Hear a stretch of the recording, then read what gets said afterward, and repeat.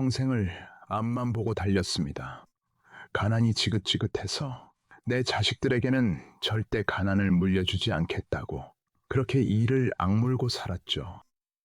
제 이름은 김학수, 올해 75입니다.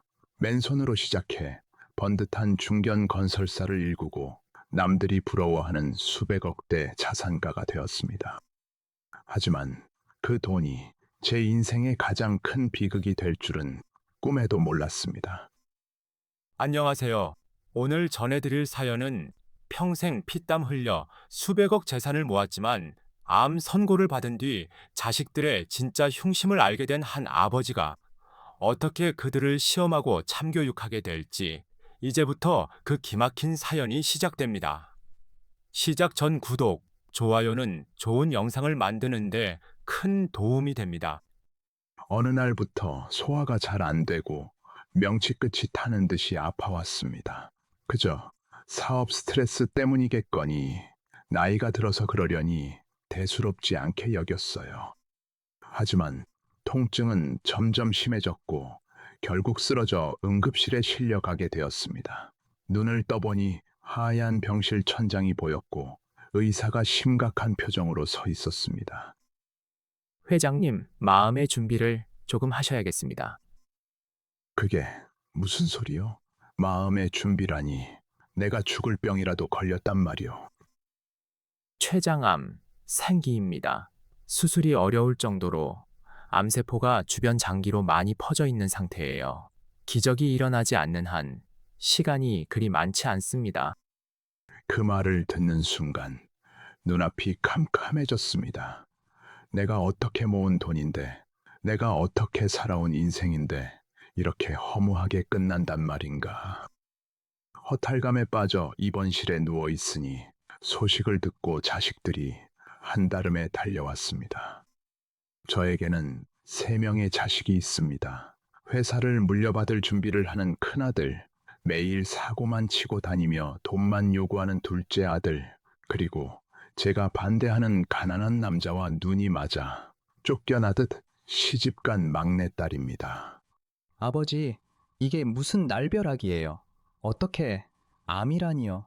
아버지가 어떻게 일군 회사인데 이대로 쓰러지시면 절대 안 됩니다.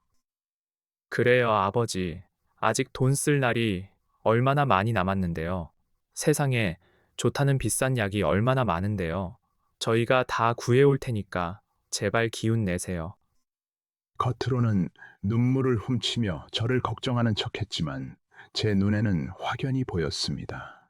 그놈들의 시선은 창백한 제 얼굴이 아니라 제 뒤에 있는 금고와 통장을 향해 있다는 것을요.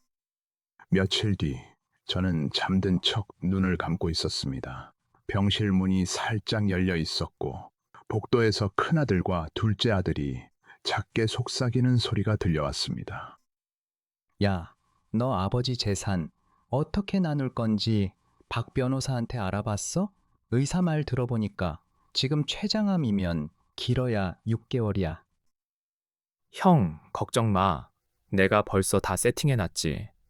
막내 기집애한테는 한 푼도 안 떨어지게 유류분 포기 각서부터 받자고. 걔는 어차피 호적 파인 거나 다름없잖아. 그래, 아버지 정신 멀쩡하실 때 빨리 지분부터 넘겨받아야 해. 안 그러면 꼼짝없이 세금으로 다 뜯겨. 내일 당장 도장 챙겨서 서류 만들어 와. 그놈들의 대화를 듣는 순간 온몸의 피가 차갑게 식는 것 같았습니다. 숨이 턱턱 막혀왔습니다. 나를 걱정하는 게 아니라 내 돈을 걱정하고 있었구나. 내가 눈을 감기도 전에 벌써 지들끼리 밥그릇 싸움을 시작했구나. 평생을 바쳐 키운 자식들이 나를 돈 나오는 기계로만 보고 있었다는 사실에 억장이 무너져 내렸습니다. 그때 막내딸 지연이가 병실로 들어왔습니다. 지연이만이 퉁퉁 부은 눈으로 병실 구석에 앉아 제 손을 잡고 조용히 눈물만 흘리고 있었습니다. 제가 반대하는 결혼을 했다고 모진 말로 내쫓고 연을 끊다시피 하고 살았는데 그래도 아버지라고 진심으로 슬퍼해 주는 건 못난 막내뿐이었습니다. 그래, 이대로 당할 수만은 없지. 내 목숨값이나 다름없는 돈을 노리는 저 짐승 같은 놈들에게 단 한 푼도 물려줄 수 없다. 저는 남은 생을 걸고 마지막 도박을 하기로 결심했습니다. 자식들의 진짜 민낯을 완전히 벗겨버릴 작정이었습니다. 그날 밤 저는 제 오랜 친구이자 회사의 고문 변호사인 박 변호사를 조용히 병실로 불렀습니다. 박 변호사, 자네가 나 좀 확실하게 도와줘야겠네. 회장님, 말씀만 하십시오. 무슨 일이든 다 돕겠습니다. 내일부터 회사가 부도 위기에 처했다고 바닥에 소문을 내게. 그리고 내 개인 재산도 전부 무리한 빚보증으로 날아간 걸로 감쪽같이 서류를 꾸며주게. 네? 회장님, 그게 대체 무슨 말씀이십니까? 이렇게 멀쩡한 회사를 왜 부도를 낸단 말씀이십니까? 내 자식놈들이 내 숨통이 끊어지기만 기다리며 내 돈을 노리고 덤벼들고 있어. 그놈들이 돈 없는 나를 과연 애비로 취급하는지 어디 한번 끝까지 시험해 볼 작정이네. 다음 날 아침 제 병실에 다시 모인 자식들 앞에 박 변호사가 아주 무거운 표정으로 들어왔습니다. 가족분들께 참담한 소식을 전해야 할 것 같습니다. 회장님께서 무리하게 진행하시던 해외 대형 건설 프로젝트가 완전히 무산되었습니다. 그게 무슨 소립니까? 무산이라니요? 투자한 돈이 얼만데? 현재 회사는 심각한 자금난으로 오늘 내일 부도 직전이며 안타깝게도 회장님의 모든 개인 재산과 부동산은 이미 연대보증으로 채권자들에게 압류될 위기입니다. 쉽게 말해 회장님은 이제 완전한 빈털터리가 되셨습니다. 박 변호사의 말이 끝나자마자 병실 안은 그야말로 얼음장처럼 차가워졌습니다. 아버지를 위하는 척 효자 행세를 하던 두 아들의 얼굴이 일순간에 무섭게 일그러지기 시작했습니다. 과연 빈털터리가 된 시한부 아버지 앞에서 이 탐욕스러운 자식들은 어떤 추악한 본성을 드러내게 될까요?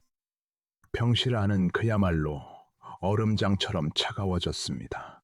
아버지를 위하는 척 효자 행세를 하던 두 아들의 얼굴이 일순간에 무섭게 일그러졌습니다. 침묵을 깬 것은 평소 점잖은 척하던 큰아들이었습니다. 아니, 지금 그게 무슨 소리예요? 무리가 될 줄 뻔히 알면서 그 미친 프로젝트를 왜 강행하신 겁니까? 아버지가 평생 피땀 흘려 세운 회사라고요? 이제 제 회사가 될 거였는데 그걸 하루아침에 날려버리시다니요.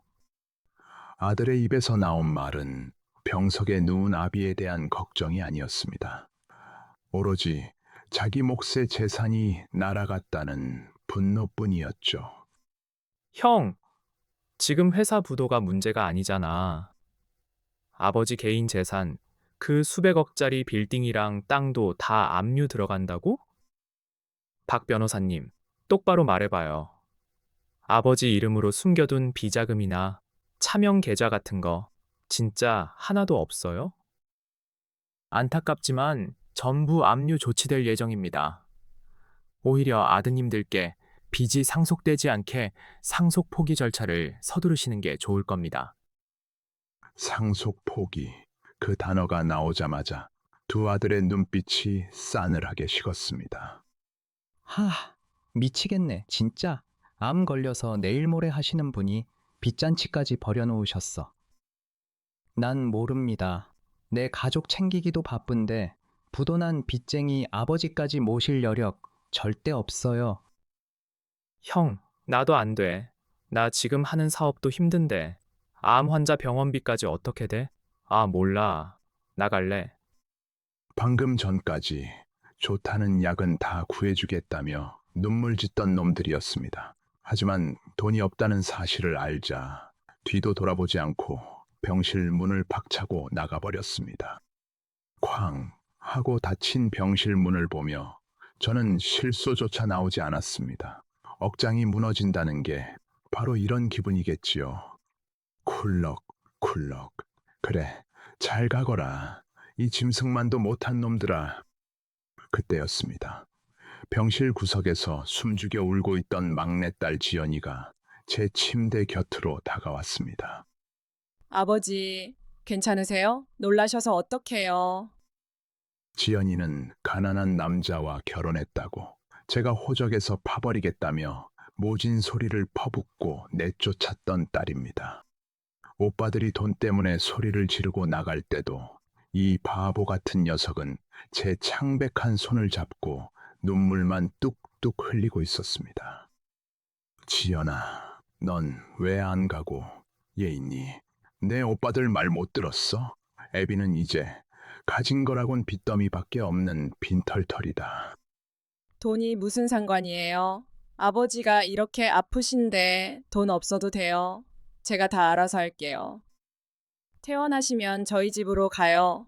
좁고 허름하지만 제가 아버지 따뜻한 밥 해드리고 병간호도 다 할게요. 그러니까 제발 살기만 하세요.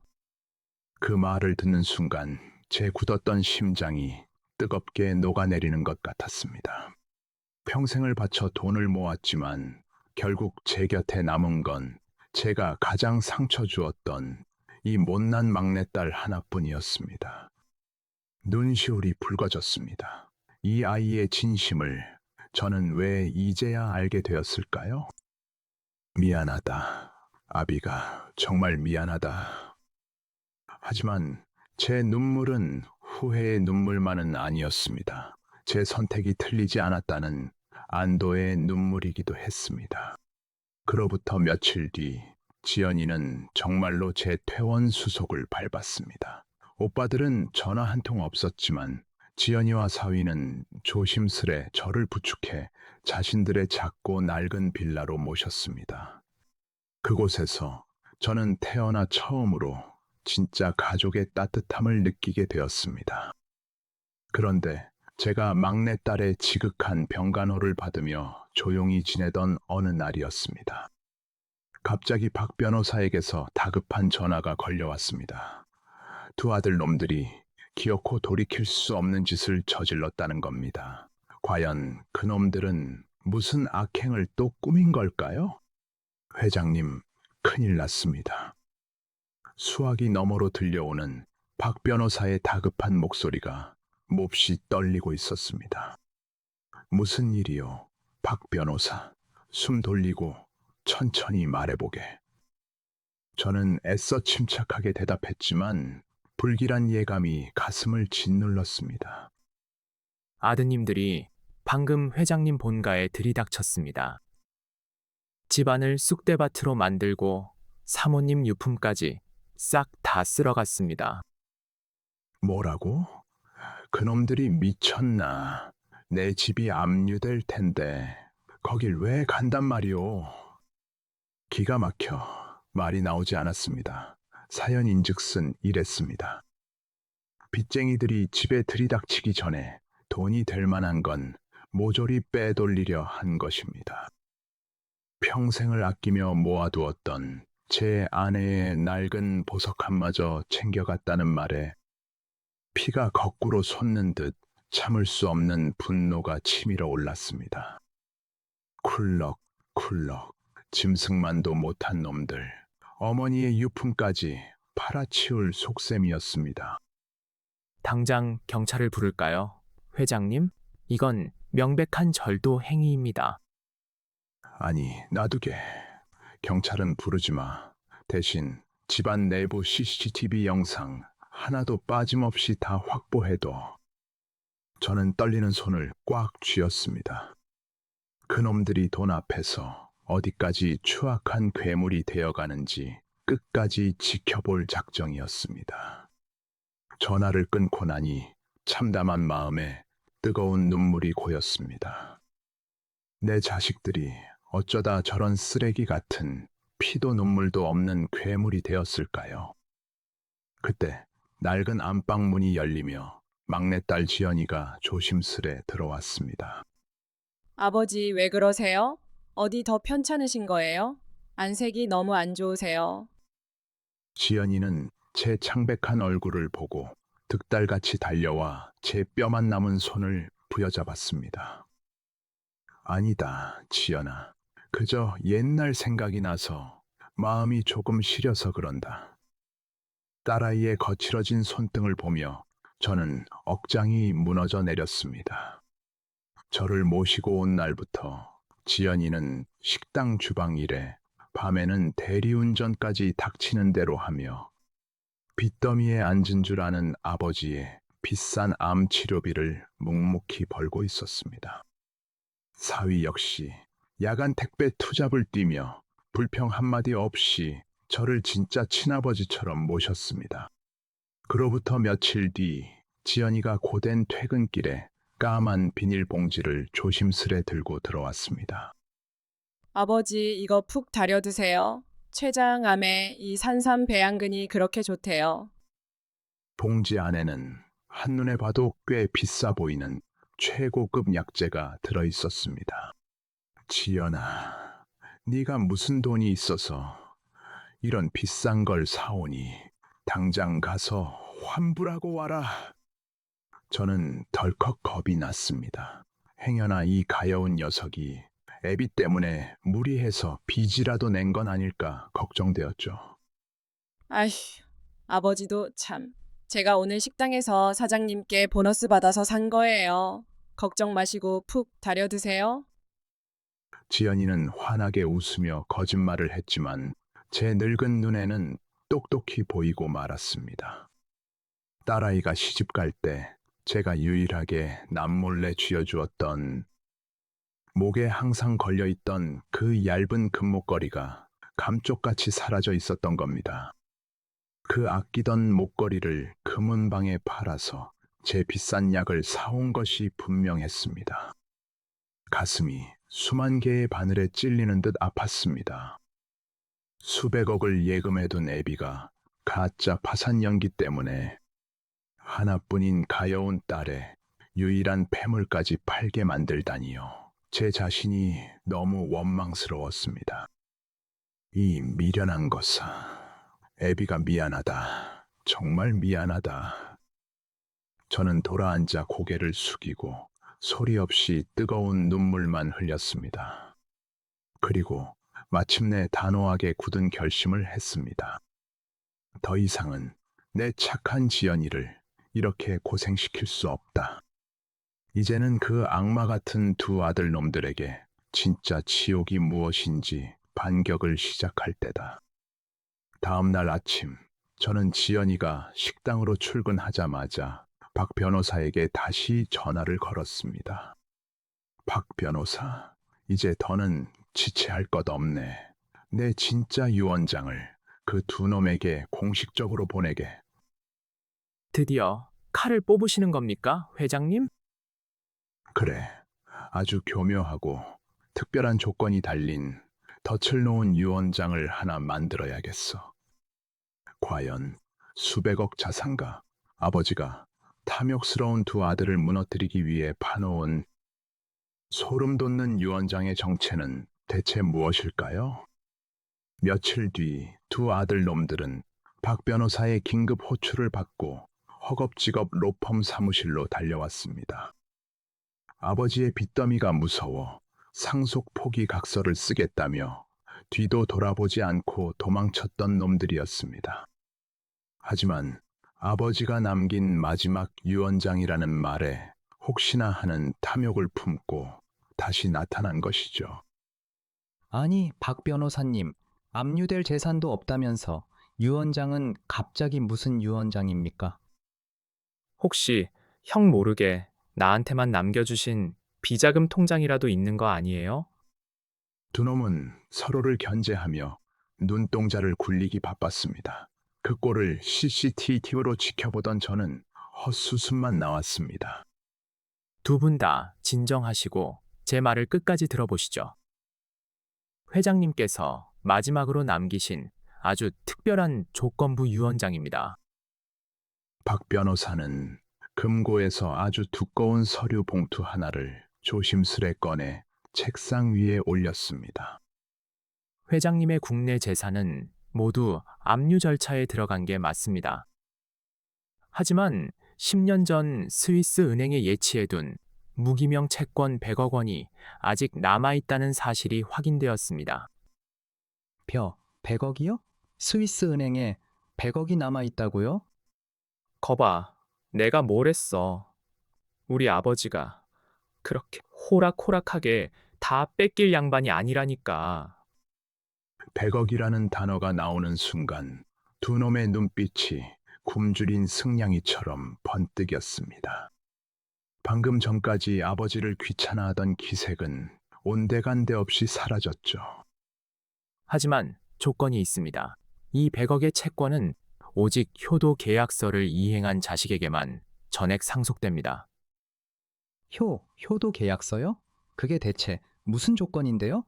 당장 말해봐요. 첫째, 회장님의 남은 병원비와 요양비를 전액 사비로 부담할 것.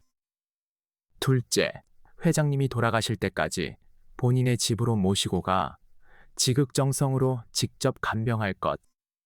만약 이 조건을 어기거나 간병을 소홀히 할 경우 100억 원은 전액 사회에 기부됩니다.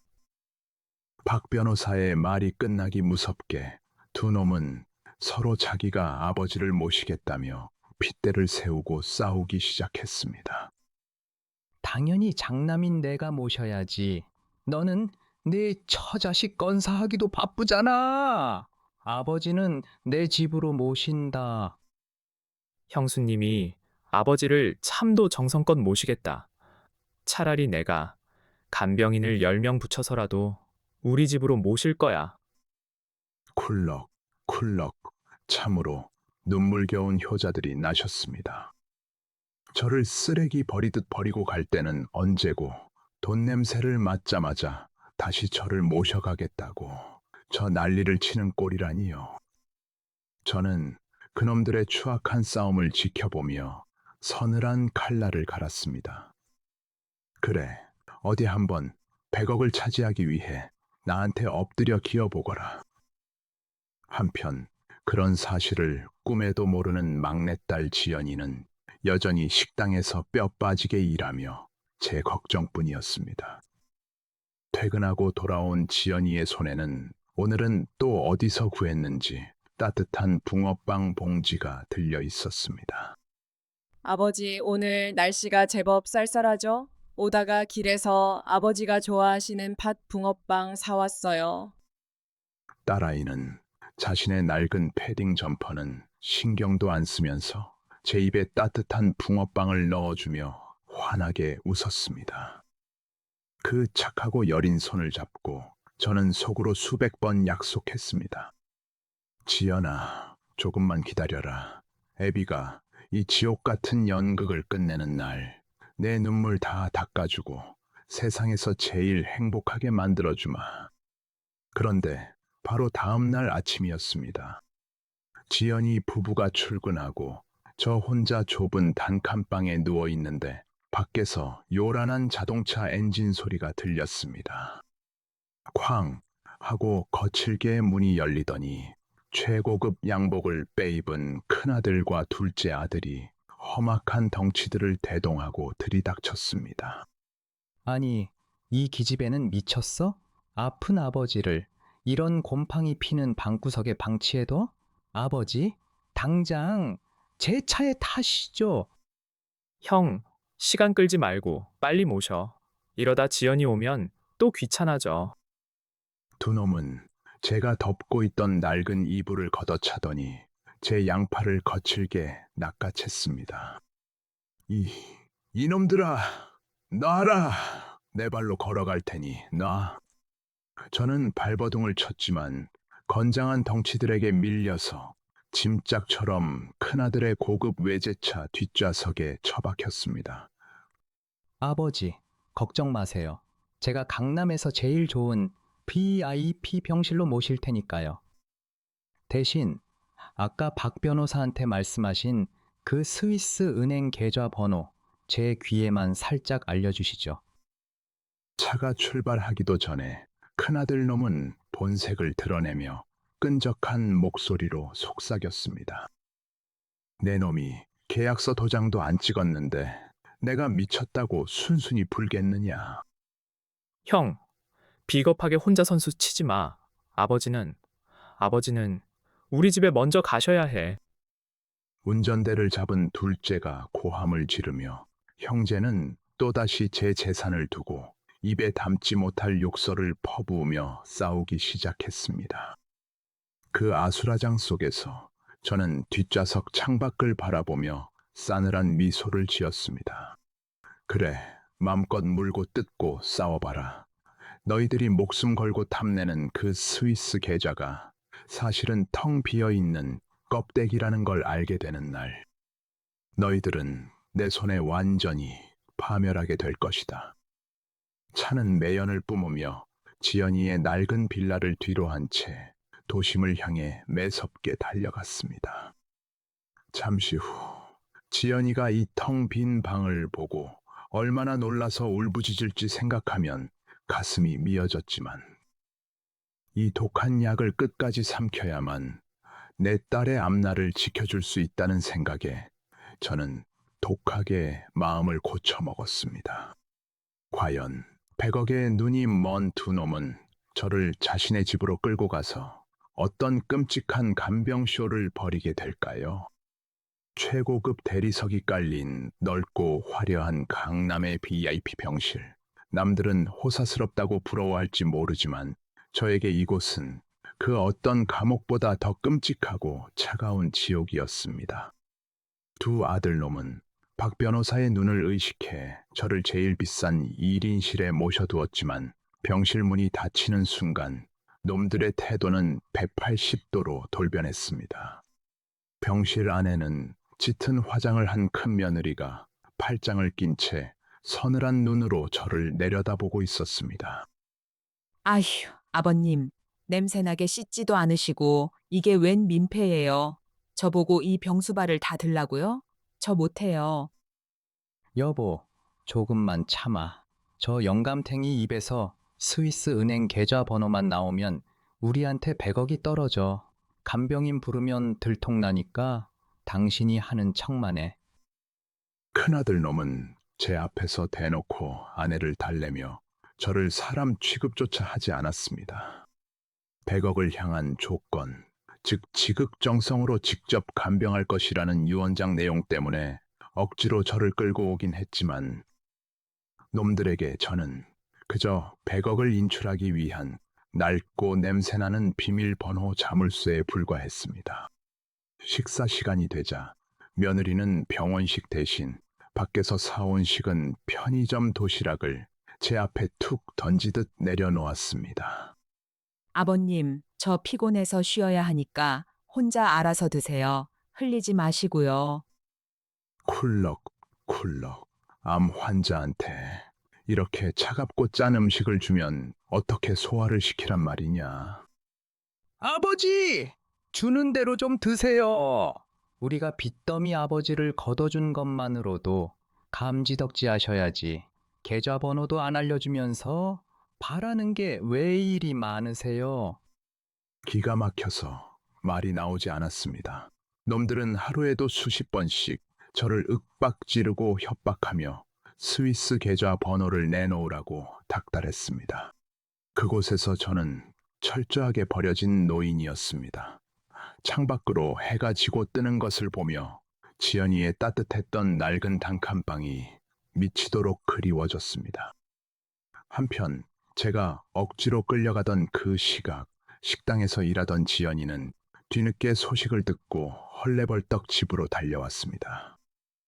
텅 빈 방바닥에 제가 덮던 낡은 이불만 덩그러니 남겨진 것을 보고 지연이는 그 자리에 주저앉아 오열하고 말았습니다.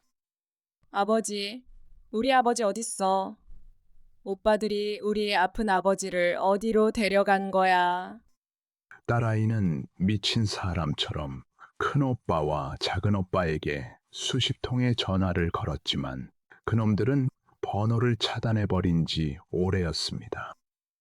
지연이는 밤낮을 가리지 않고 서울 시내의 큰 병원들을 미친 듯이 헤매고 다녔습니다. 발바닥에 물집이 잡히고 피가 나도록 아버지의 행방을 찾아 병원 원무과를 붙들고 눈물로 호소했습니다. 제발요. 김학수 환자님, 저희 아버지 좀 찾아주세요. 췌장암 말기 환자예요. 제발 부탁드립니다. 며칠 뒤 지연이는 천신만고 끝에 제가 갇혀있는 VIP 병실을 찾아냈습니다. 병실 문을 벌컥 열고 들어온 딸아이의 몰골은 눈물 범벅에 흙투성이가 되어 있었습니다. 아, 아버지. 세상에, 아버지가 왜 이런... 지연이는 제 야윈 손을 붙잡고 짐승처럼 울부짖었습니다. 불과 며칠 만에 제 몰골이 형편없이 망가져 있었기 때문입니다. 지연아, 여긴 어떻게 알고 왔어? 애비는 괜찮다. 야, 네가 여길 어떻게 알고 와? 당장 안 나가? 빚더미 아버지 버려두고 갈 때는 언제고? 이제 와서 효녀 행세야. 오빠가 인간이야? 아버지가 아프신데 계좌번호 내놓으라고 협박해서 밥도 제대로 안 주고 방치했다며. 오빠들이 그러고도 자식이야. 지연이의 날카로운 일갈에 병실 안은 순식간에 찬물이 끼얹어진 듯 조용해졌습니다. 지연이가 대체 제가 병실에서 당하던 학대를 어떻게 알게 된 걸까요? 사실 박 변호사는 저를 이곳에 보내기 전 제 옷의 단추 속에 초소형 녹음기를 몰래 숨겨두었었습니다. 지연이가 저를 찾으러 오기 직전 박 변호사가 지연이를 몰래 만나 그 녹음 파일들을 전부 들려주었던 것입니다. 지연이는 독이 잔뜩 오른 눈으로 두 오빠와 며느리를 노려보았습니다. 오빠들 이 쓰레기 같은 짓거리. 내가 다 경찰에 신고할 거야. 노인학대로 당장 콩밥 먹게 해줄 거라고. 당장 우리 아버지 모시고 갈 거야. 비켜.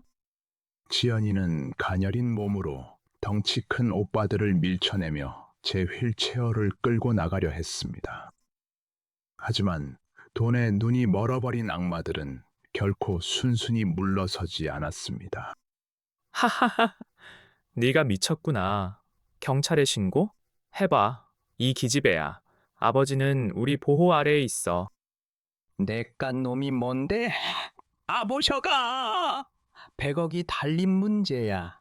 아버지 계좌번호 불기 전에는 한 발짝도 못 나가. 큰아들 놈은 지연이의 머리채를 거칠게 휘어잡더니 차가운 병실 바닥으로 내동댕이 쳤습니다. 아,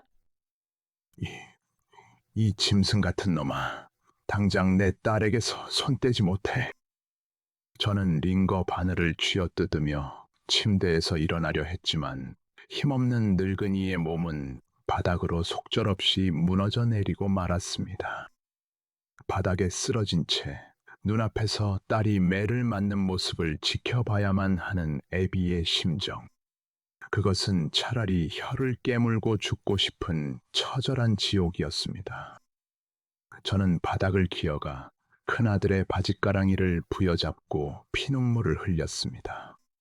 제발, 제발 지연이는 건드리지 마라. 내가 다 주마. 내 놈들이 원하는 그 스위스 계좌 번호 내가 다 알려줄 테니까 제발 내 딸은 놔둬라. 제 입에서 계좌 번호라는 단어가 나오자마자 두 아들의 눈이 무섭게 번뜩였습니다. 바닥에 내동댕이 쳐진 지연이는 피가 흐르는 이마를 짚은 채 저를 보며 고개를 저었습니다. 안 돼. 아버지, 안 돼요. 저런 악마들한테 돈 주지 마세요. 제발. 하지만 저는 더 이상 착한 딸의 희생을 볼 수가 없었습니다. 저는 덜덜 떨리는 손으로 큰아들이 내민 종이 위에 숫자를 적어 내려갔습니다. 100억이 든 스위스 은행의 계좌 번호, 그 종이를 받아든 두 아들은 세상을 다 가진 듯 광기 어린 웃음을 터뜨렸습니다. 과연 그 계좌 번호를 손에 넣은 두 악마는 어떤 최후를 맞이하게 될까요? 제 손에서 그 가짜 계좌 번호가 적힌 종이를 낚아챈 두 아들은 바닥에 쓰러진 동생은 안중에도 없었습니다. 드디어 찾았다! 100억! 스위스 무기명 채권 100억이 드디어 내 손에 들어왔어. 형, 혼자 먹을 생각 마. 유 원장 조건대로라면 나한테도 절반의 권리가 있다고. 빨리 확인부터 하자. 돈에 눈이 멀어버린 악마들은 피 흘리는 지연이와 저를 쓰레기 버리듯 버려둔 채 미친 듯이 병실을 뛰쳐나갔습니다. 텅 빈 VIP 병실에는 짐승 같은 오빠들에게 짓밟힌 지연이의 억눌린 울음소리만 처절하게 울려 퍼졌습니다. 아버지, 왜 그러셨어요? 저런 악마들한테 왜 그 큰 돈을 내어주신 거예요? 쿨럭, 쿨럭. 저는 바닥을 기어가 피가 흐르는 내 가여운 딸의 이마를 떨리는 손으로 닦아주었습니다. 울지 마라, 내 딸아. 애비가 준 건 돈이 아니다. 그놈들을 영원한 지옥불로 끌고 갈 저승사자의 명부야. 지연이는 제 말뜻을 이해하지 못한 채 그저 제 품에 안겨 서럽게 울기만 했습니다. 저는 박 변호사에게 연락해 당장 퇴원 수속을 밟고 다시 지연이의 낡고 따뜻한 집으로 돌아왔습니다. 자, 이제부터가 진짜 시작이었습니다. 가짜 스위스 계좌 번호를 손에 쥔 두 아들 놈들은 과연 어떻게 움직였을까요? 그 종이 통장을 확인하려면 스위스 본사로 직접 가거나 어둠의 경로를 통해 수수료를 주고 돈을 세탁해야만 했습니다. 마음이 급해진 큰아들은 평소 알고 지내던 악랄한 사채업자들을 찾아가 그 가짜 계좌를 담보로 엄청난 짓을 저지르고 맙니다. 김 회장, 이거 스위스 은행 100억짜리 채권 번호야. 우리 영감탱이가 나한테 몰래 넘긴 거라고. 이거 담보로 잡고 당장 현찰 30억만 융통해줘. 내 건설사부도 맡고 이자 쳐서 2배로 갚을 테니까. 평소 제 아들이라는 후광 덕분에 사채업자들은 그 가짜 종이 쪼가리 하나를 철석같이 믿고 덜컥 30억을 대출해 주었습니다. 둘째 놈이라고 다를 바 없었습니다. 형이 30억을 땡겼다는 소식을 듣자마자 눈이 뒤집혀 자신의 아파트를 담보로 불법 도박판에 손을 댔습니다. 형만 100억 독식하게 놔둘 줄 알아? 내가 이 돈 튀겨서 아버지가 숨겨둔 차명 부동산까지 싹 다 사드릴 거야. 참으로 기가 막힌 일이지요. 수중에 들어오지도 않은 유령 같은 돈 100억을 믿고 두 놈은 스스로 불나방처럼 불구덩이 속으로 뛰어들고 있었습니다. 그로부터 딱 보름이 지났습니다. 그 보름 동안 저는 지연이가 다려주는 따뜻한 약을 먹으며 거짓말처럼 기력을 회복해가고 있었습니다. 물론 제 병은 췌장암 생기가 맞습니다. 하지만 죽을 날만 기다리던 때와 달리 제 몸속에는 반드시 저 악마들을 벌하겠다는 뜨거운 분노가 살아 숨쉬고 있었죠. 그러던 어느 날 아침, 낡은 단칸방 문을 두드리는 소리와 함께 박 변호사가 서류 뭉치를 들고 찾아왔습니다. 회장님, 지시하신 대로 모든 덫이 완벽하게 작동했습니다. 이제 그물을 걷어 올리실 시간입니다. 그래, 수고했네. 그 두 놈의 상황은 지금 어떻게 돌아가고 있나? 큰아드님은 사채업자들에게 빌린 30억을 무리한 주식 투자로 절반 이상 날려버렸습니다. 게다가 사채업자들이 스위스 계좌가 가짜라는 걸 눈치채고 지금 큰아드님 회사를 박살내러 쳐들어갔다고 합니다. 둘째 아드님 역시 불법 도박판에서 집문서까지 다 날리고 지금 빚쟁이들을 피해 야반 도주를 준비 중이라는 첩보가 들어왔습니다. 박 변호사의 보고를 듣는 순간 저는 참았던 실수를 터뜨리고 말았습니다. 제 손에 피 한 방울 묻히지 않고 그놈들의 탐욕이 스스로를 파멸로 이끈 것입니다. 하지만 제 진짜 복수는 아직 시작도 하지 않았습니다.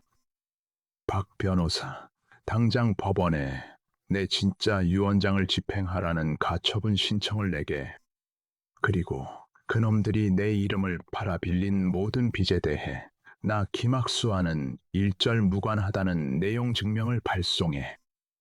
제 말이 끝나기가 무섭게 밖에서 요란한 경찰차 사이렌 소리가 들려오기 시작했습니다.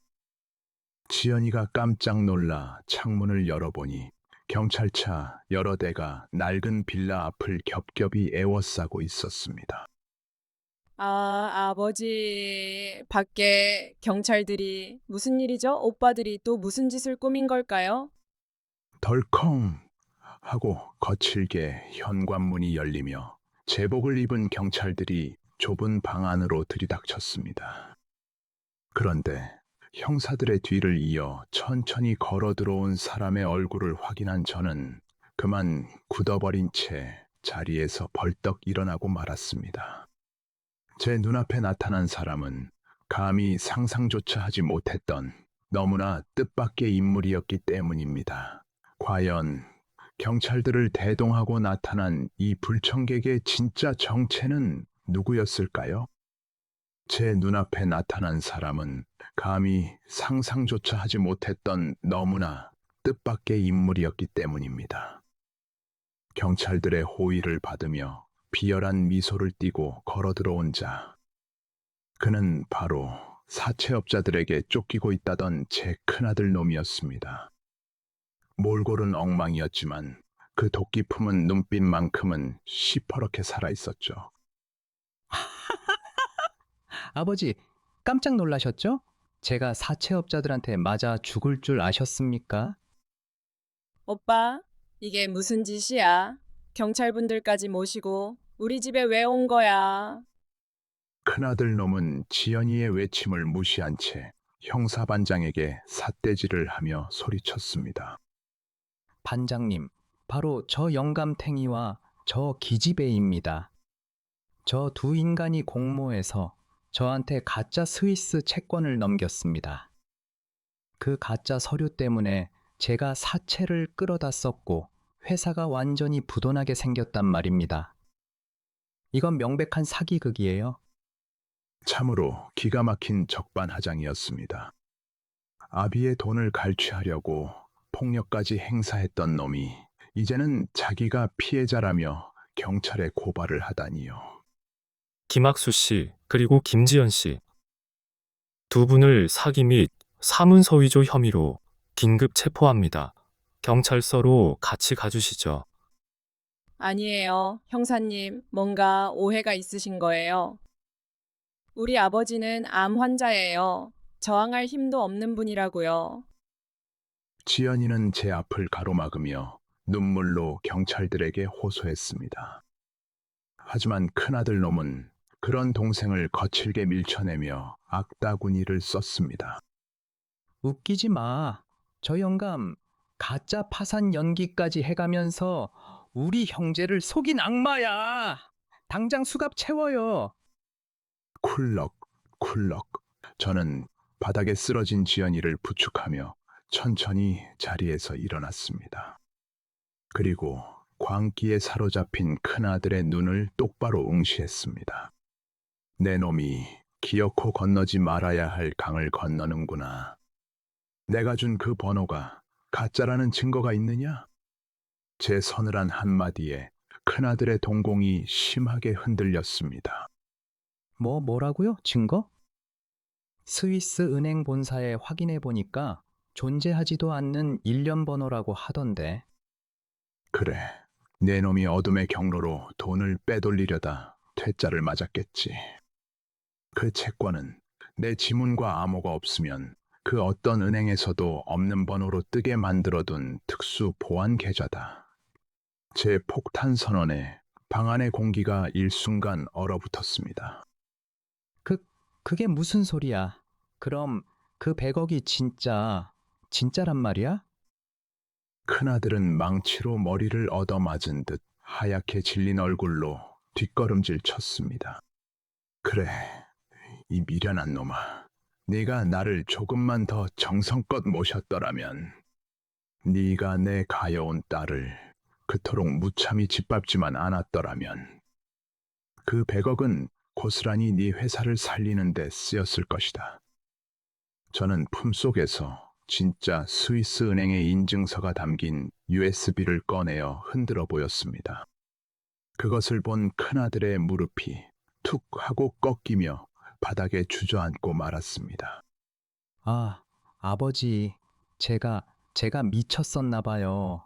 아버지, 제발 저 한 번만 살려주세요.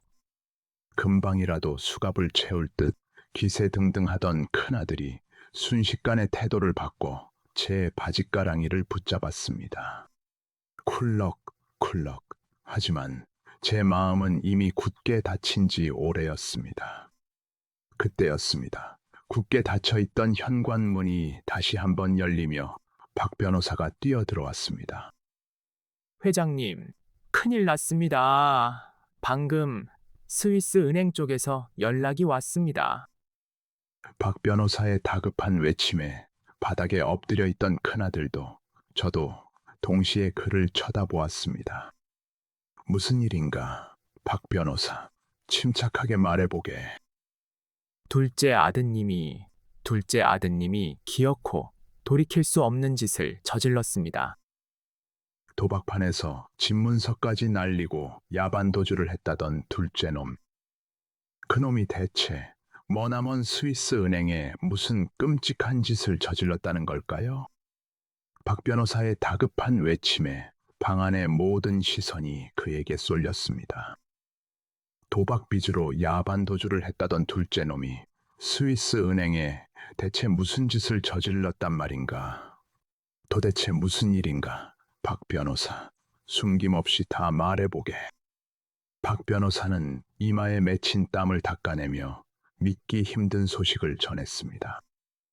둘째 아드님이 국제금융사기 혐의로 인터폴에 긴급 체포되었다고 합니다.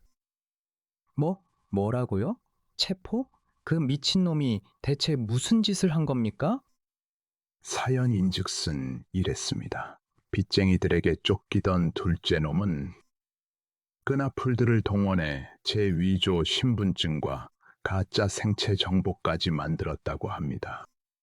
그리고 해외 브로커를 고용해 스위스 은행 본사로 직접 쳐들어가 그 100억짜리 채권을 현금화하려다 철통 같은 보안 시스템에 발각되고 만 것입니다.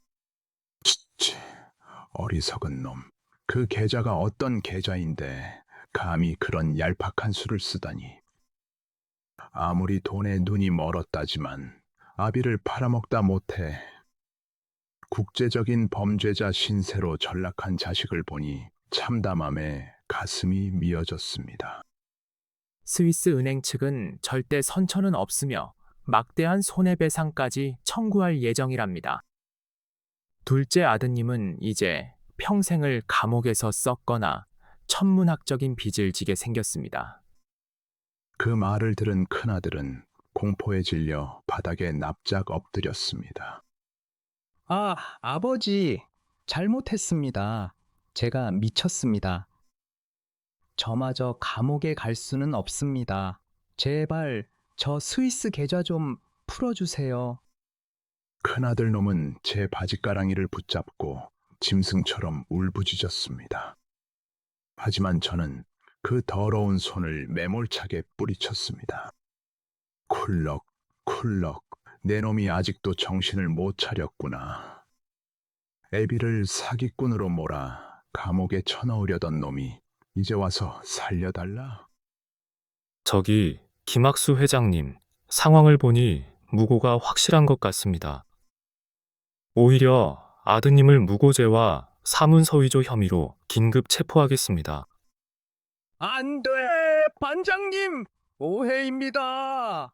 아버지, 제발 한 번만 살려주세요. 큰아들은 발버둥을 쳤지만 결국 자기가 불렀던 경찰들의 손에 수갑이 채워졌습니다. 돈에 눈이 멀어 괴물이 되어버린 두 아들의 최후는 결국 철창신세와 씻을 수 없는 파멸뿐이었습니다. 텅 빈 방 안에는 큰아들의 비참한 울음소리만 잔상처럼 남았습니다. 아버지, 어쩌다가 오빠들이 어쩌다가 이렇게까지. 지연이는 오빠들의 처참한 말로에 차마 말을 잇지 못하고 주저앉아 눈물을 흘렸습니다. 지연아, 울지 마라. 저놈들은 스스로 판 무덤에 들어간 것뿐이다. 이제 애비의 마음속에 저 두 놈은 완벽하게 죽어 없어졌다. 저는 떨리는 손으로 지연이의 눈물을 닦아주며 다정하게 말했습니다. 자, 이제 짐을 싸거라. 이 냄새나는 단칸방도 오늘이 마지막이다. 네? 짐을 싸다니요? 아버지, 저희 어디로 가는 거예요?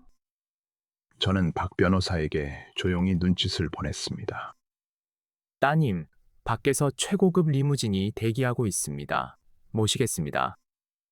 영문을 모르는 지연이와 사위를 데리고 우리는 차에 올랐습니다.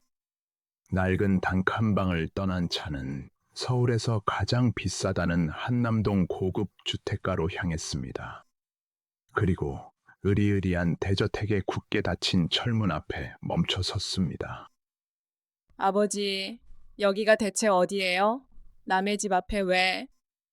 저는 조수석에서 내린 박 변호사가 건네준 황금빛 열쇠를 꺼냈습니다. 그리고 그 열쇠를 지연이의 거친 손에 꽉 쥐어주었습니다. 열어보거라.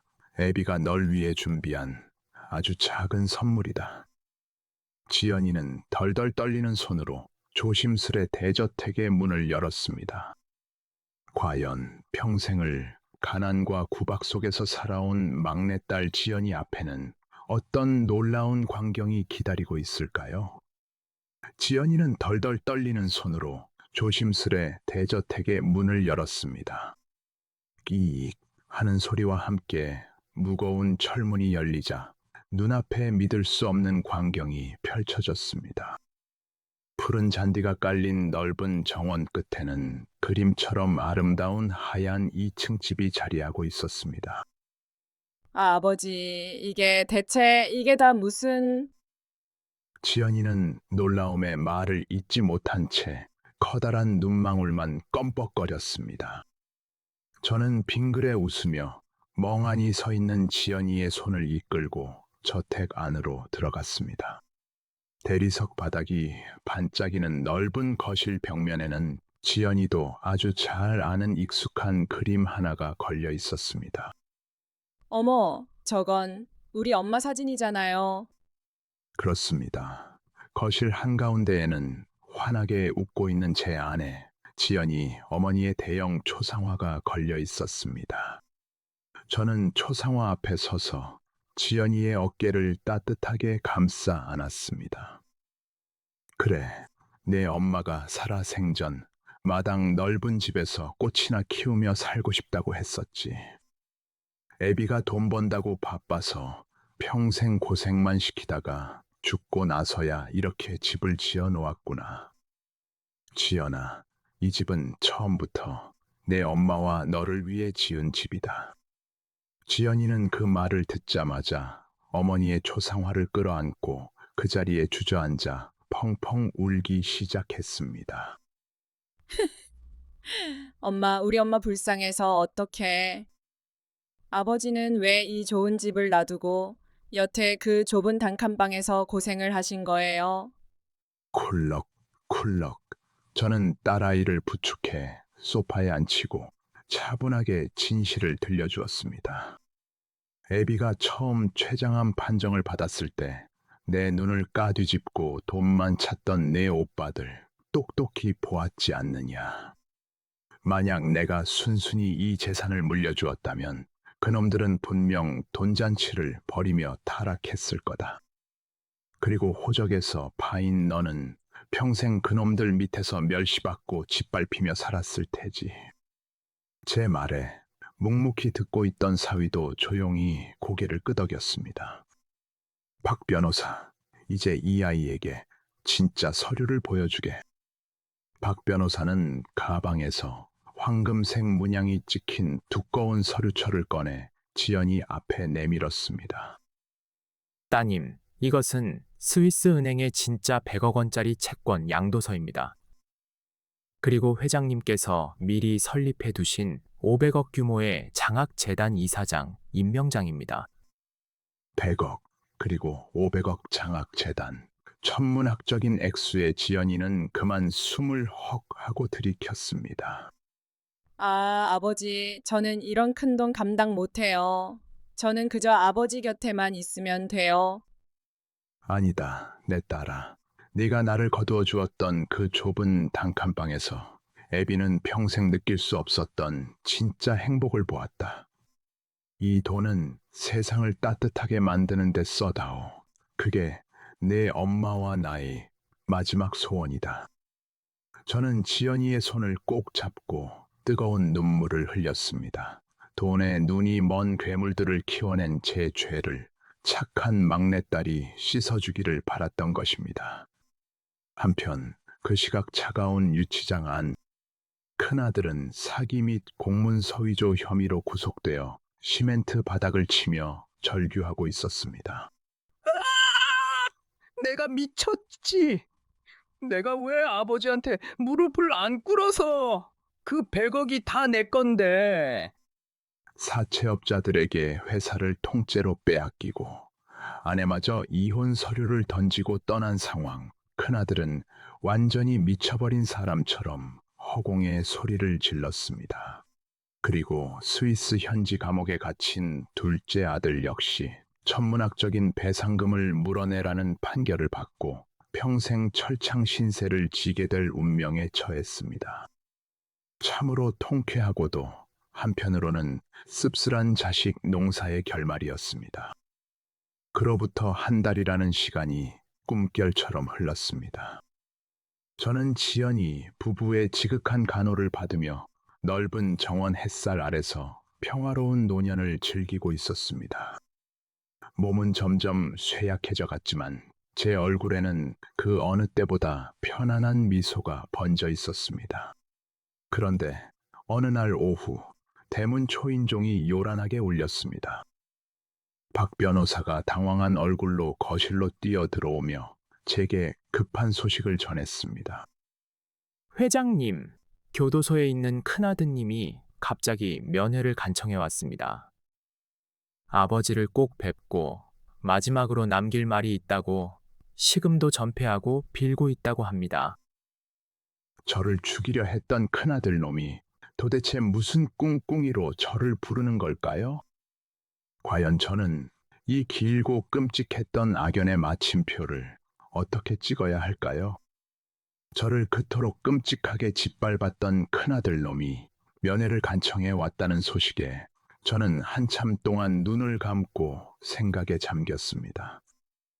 과연 그 악마 같은 놈을 다시 만나야 하는 것일까? 하지만 피는 물보다 진하다고 했던가요? 제 마음 한구석에는 여전히 자식을 향한 미련이 남아 있었습니다. 며칠 뒤 저는 지연이의 부축을 받으며 차가운 교도소 면회실에 마주 앉았습니다.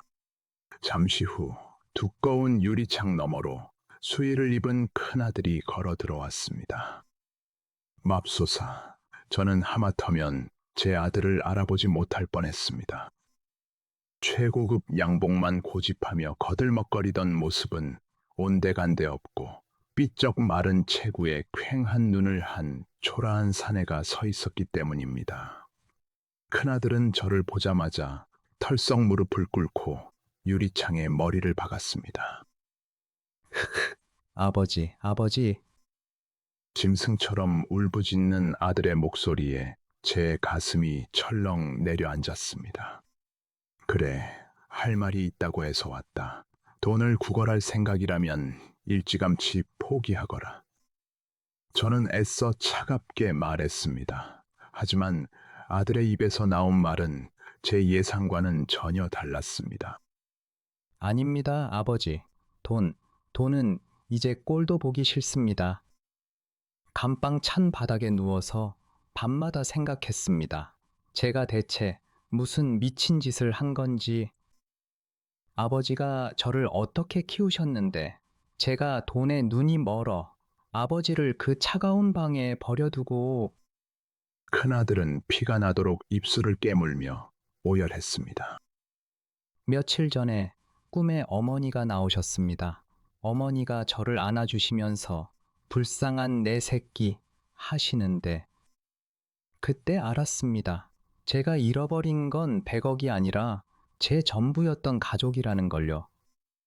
아버지, 정말 죄송합니다. 살아서는 다시 아버지 얼굴 뵐 면목이 없어서 마지막으로 이 말씀만 드리고 죗값 치르겠습니다. 아들의 말은 진심이었습니다. 탐욕의 허물이 벗겨지고 나니 그제야 제 아들의 진짜 얼굴이 보였습니다. 저는 부들부들 떨리는 손으로 유리창을 짚었습니다.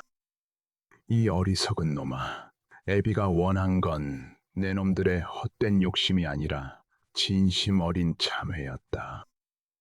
네가 진짜 잘못을 뉘우쳤다면 감옥에서 똑똑히 죗값을 치르고 나와라. 그때까지 애비가 살아있다면 내 손으로 따뜻한 국밥 한 그릇은 사줄 테니까. 제 말에 큰아들은 소리내어 엉엉 울며 유리창 너머로 연신 고개를 숙였습니다. 지연이도 제 등 뒤에서 소리 없이 눈물을 훔치고 있었습니다. 그날 돌아오는 차 안에서 저는 참으로 오랜만에 가슴을 짓누르던 무거운 돌덩이가 사라진 것을 느꼈습니다. 그로부터 또다시 1년이라는 세월이 흘렀습니다. 놀랍게도 저는 아직 살아있습니다.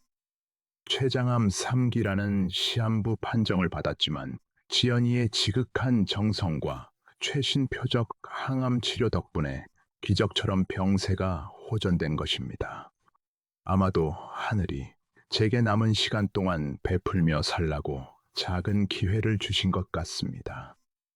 얼마 전 저는 지연이와 함께 제 전 재산을 출연한 장학재단의 설립 기념식을 무사히 마쳤습니다. 그리고 스위스 감옥에 있는 둘째 놈에게도 지연이를 통해 정기적으로 영치금과 편지를 넣어주고 있습니다. 그놈도 이제는 눈물로 쓴 반성문을 매달 보내오며 자신의 죄를 뼈저리게 뉘우치고 있습니다. 며칠 전에는 가석방으로 출소한 큰아들이 대저택 앞을 찾아와 멀리서 저를 향해 큰 절을 올리고 가는 것을 보았습니다.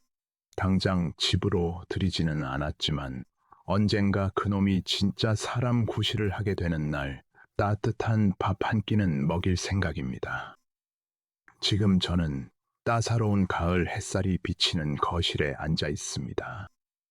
부엌에서는 지연이가 저를 위해 구수한 된장찌개를 끓이고 있네요. 참으로 평화롭고 행복한 오후입니다. 돈이라는 요물 때문에 지옥의 문턱까지 다녀왔지만 결국 저를 살린 것은 작고 따뜻한 가족의 사랑이었습니다. 여러분의 오늘 하루는 어떠셨는지요? 사랑하는 사람들에게 따뜻한 말 한마디 건네는 하루가 되시길 진심으로 바랍니다. 오늘 사연 어떻게 들으셨나요? 돈에 눈이 멀어 짐승만도 못한 짓을 저지른 자식에게 빚더미라는 지옥을 맛보게 한 참으로 통쾌한 복수극이었죠. 하지만 한편으로는 모든 것을 다 잃고 인생의 밑바닥까지 떨어지고 나서야 비로소 눈물로 회개한 아들을 낳아 다시 묵묵히 품어주는 그 위대한 아버지의 사랑에 가슴이 참 뭉클해집니다. 비 온 뒤에 땅이 굳는다고 하죠. 기나긴 악연을 끊고 다시 진짜 가족으로 태어난 이들의 앞날에 이제는 따뜻한 봄날만 가득하기를 응원하게 되네요. 시청자 여러분의 생각은 어떠신가요? 댓글로 여러분의 소중한 의견을 편하게 남겨주세요. 사연이 마음에 드셨다면 구독, 좋아요 부탁드립니다. 다음 사연도 기대해 주세요.